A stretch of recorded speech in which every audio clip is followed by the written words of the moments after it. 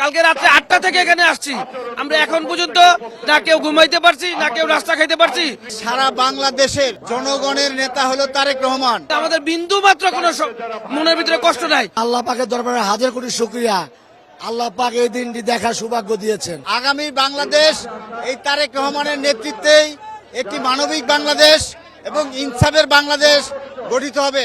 আমাদের সিলেটের আমাদের দুলাভাই তারেক রহমান দেশে আসবেন এবং আজকে যে 25শে ডিসেম্বর একটা ঐতিহাসিক স্বদেশ প্রত্যাবর্তন দিবস, সেই দিবসটিকে স্মরণ করতে এবং হৃদয়ে ধারণ করতে আমরা শুধু সেই সিলেটের পাহাড়ের পাদদেশে বিছনাকান্দি এরিয়া থেকে আমরা এখানে এসেছি। আসলে দেখেন, আমার শরীরের পশম দাঁড়ায় গেছে। আমাদের আবেগ অনুভূতির সবটুকু নিংড়ানো ভালোবাসা আমার শুধু তারেক জিয়া পরিবারের প্রতি।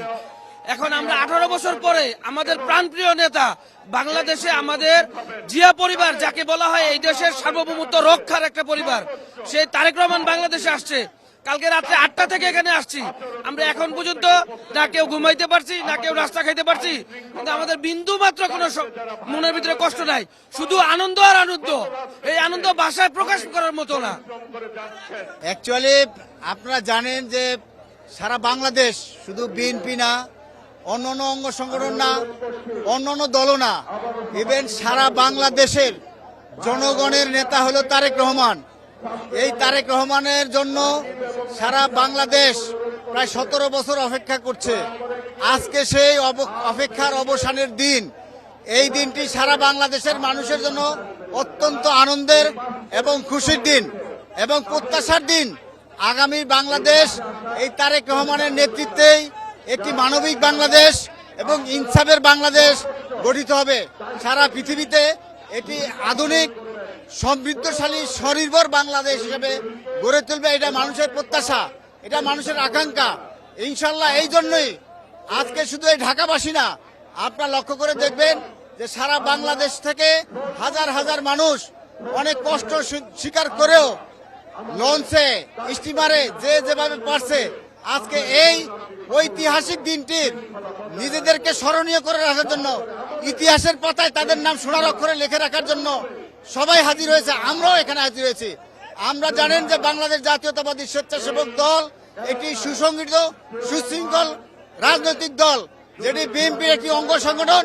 এটি এই বাংলাদেশের তারেক রহমানের আগামীর বাংলাদেশ, মানবিক বাংলাদেশ গড়ার লক্ষ্যে যে প্রত্যয় গ্রহণ করেছে।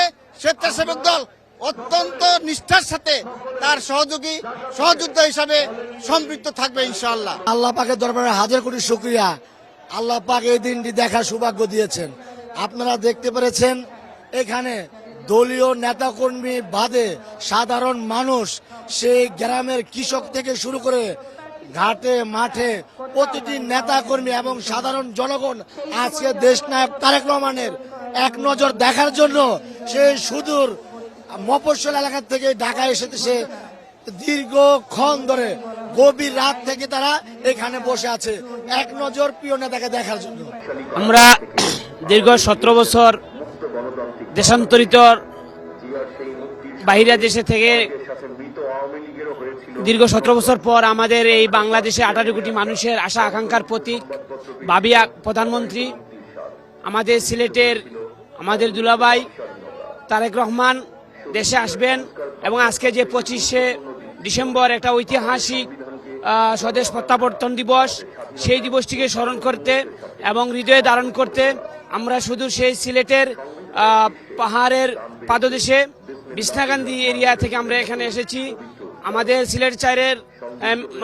সিলেটের সাবেক মেয়র আরিফুল হক চৌধুরীর নেতৃত্বে আমরা প্রায় অনেক বিশাল একটি বহর আমরা এসেছি গতকাল। আমরা সেই অপেক্ষা করছি।